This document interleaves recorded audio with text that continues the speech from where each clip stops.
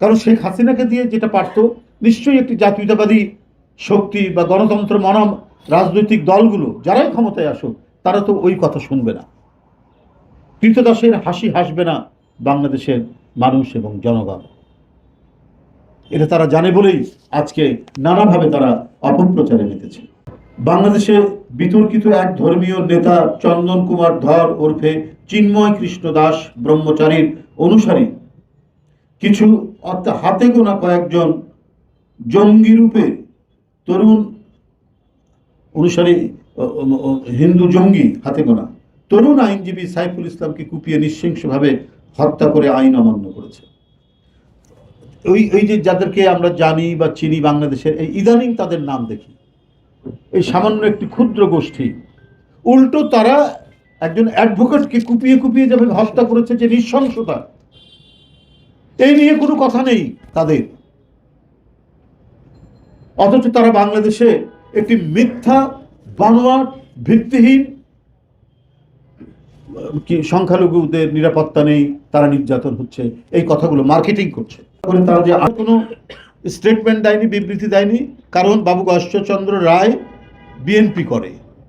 নিপুণ রায় চৌধুরীকে একটি মিছিলের মধ্যে দূর থেকে ইট মেরে মাথা একেবারে যে মাথা যে ফাটিয়ে দিল, এটার জন্য তো আমরা কোনো তৎপরতা দেখিনি। নিপুণ রায় চৌধুরী তো হিন্দু সম্প্রদায়ের মানুষ,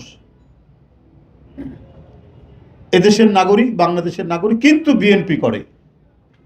তার সারা মাথা থেকে যে রক্ত ঝরে পড়লো, এটার জন্য তো আমরা কোনো স্টেটমেন্ট দিতে দেখলাম না। বিশ্বজিৎকে যে ছাত্রলীগ হত্যা করলো, এটার জন্য তো কোনো স্টেটমেন্ট দেখলাম না। অথচ ভারতের বিভিন্ন মিডিয়ায় মানে গলা ফাটিয়ে বাংলাদেশের বিরুদ্ধে তারা অপপ্রচার করে যাচ্ছে।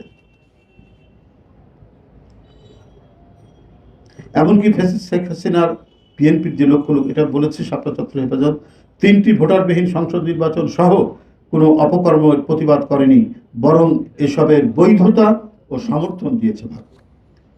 বন্ধুরা, বাংলাদেশ একটি মুসলিম সংখ্যাগরিষ্ঠ দেশ হলেও এদেশের উল্লেখযোগ্য সংখ্যক হিন্দু বসবাস করেন।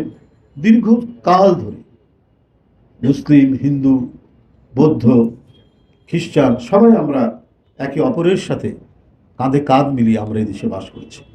মুসলিম, হিন্দু, বৌদ্ধ, খ্রিস্টান এবং চাকমা, মারমা, গারো, মুরং সহ বিভিন্ন জনগোষ্ঠী আবহমান কাল ধরে একটা দৃঢ় ও নিবিড় যোগসূত্র বয়ে এনেছে। তারা একসাথে মিলেমিশে পারস্পরিক সহাবস্থান ও সহমর্মী হয়েই শান্তিতে